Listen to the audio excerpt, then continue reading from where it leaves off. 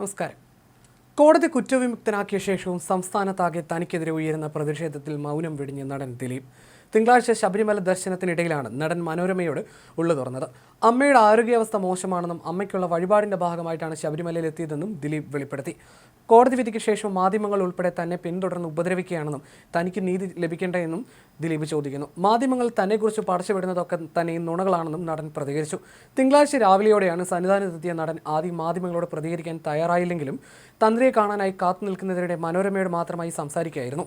ദിലീപിന്റെ വാക്കുകൾ ഇങ്ങനെ: എന്നെ എല്ലാവരും ഉപദ്രവിക്കുകയാണ്. എന്തെല്ലാം അസത്യങ്ങളാണ് തട്ടിവിടുന്നത്. അല്പമെങ്കിലും നീതി വേണ്ടേ? ഞാൻ അയ്യപ്പ ഭക്തനാണ്. കഴിഞ്ഞ വർഷം ദർശനത്തിന് വന്നപ്പോൾ ചെറിയ വിവാദമുണ്ടായി. ഇത്തവണ വഴിപാട് ബുക്ക് ചെയ്താണ് വന്നത്. അമ്മയ്ക്ക് തീരെ വയ്യ. 3 തവണ വീണു. ആരെയും തിരിച്ചറിയാൻ കഴിയാത്ത അവസ്ഥയാണ്. നോക്കാനായി ഒരാളെ ഏൽപ്പിച്ചിട്ടുണ്ട്. അമ്മയ്ക്ക് വേണ്ടി ഉച്ചപൂജ സമയത്ത് പ്രത്യേകം പ്രാർത്ഥിക്കണമെന്ന് തന്ത്രി കണ്ഠര് മഹേഷ് മോഹനരോട് അഭ്യർത്ഥിക്കാനാണ് കാത്തുനിന്നത്. മാധ്യമങ്ങളുമായി സംസാരിക്കാൻ തയ്യാറാകാതെ ഒഴിഞ്ഞുമാറിയ ദിലീപ് തന്ത്രിയെ കാണാനായി കാത്തുനിൽക്കുമ്പോഴാണ് മനോരമയോട് മാത്രമായി സംസാരിക്കാൻ തയ്യാറായത്. രാവിലെ 8:30 ദിലീപ് പമ്പയിലെത്തിയത്. ഒപ്പമുള്ളവർക്ക് ഒപ്പം പൊൻകുന്നത്ത് നിന്ന് കെട്ടുമുറുക്കിയാണ് നടൻ എത്തിയത്. പമ്പയിൽ നിന്ന് കാൽനടയായി മല കയറി സന്നിധാനത്തെത്തിയ ദിലീപ് ഇരുമുടിക്കെട്ടില്ലാത്തതിനാൽ സ്റ്റാഫ് ഗേറ്റ് വഴി സോപാനത്തെത്തി ദർശനം നടത്തുകയായിരുന്നു. ഗോപാലകൃഷ്ണൻ ഉത്രാടം എന്ന നാളിലാണ് ദിലീപ് ഉച്ചപൂജയ്ക്ക് ടിക്കറ്റ് എടുത്തത്. തുടർന്ന് മേൽശാന്തി, തന്ത്രി എന്നിവരെ കണ്ട് പൂജയുടെ വിവരങ്ങൾ അറിയിച്ചു.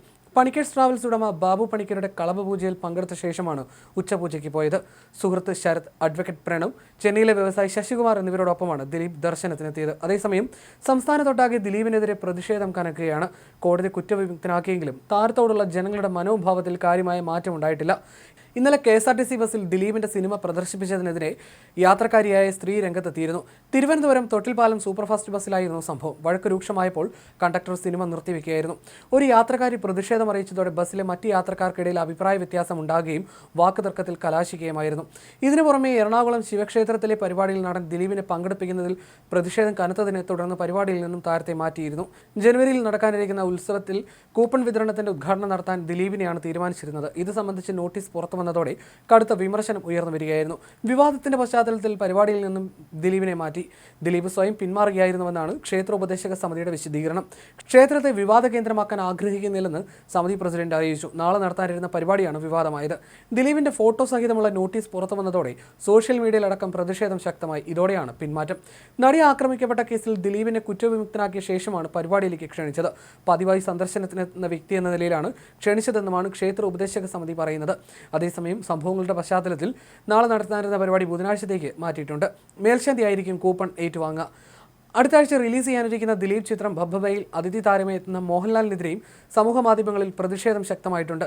ഡബ്ബിംഗ് ആർട്ടിസ്റ്റ് ഭാഗ്യലക്ഷ്മി മോഹൻലാലിനെതിരെ പ്രതിഷേധവുമായി രംഗത്ത് വന്നു.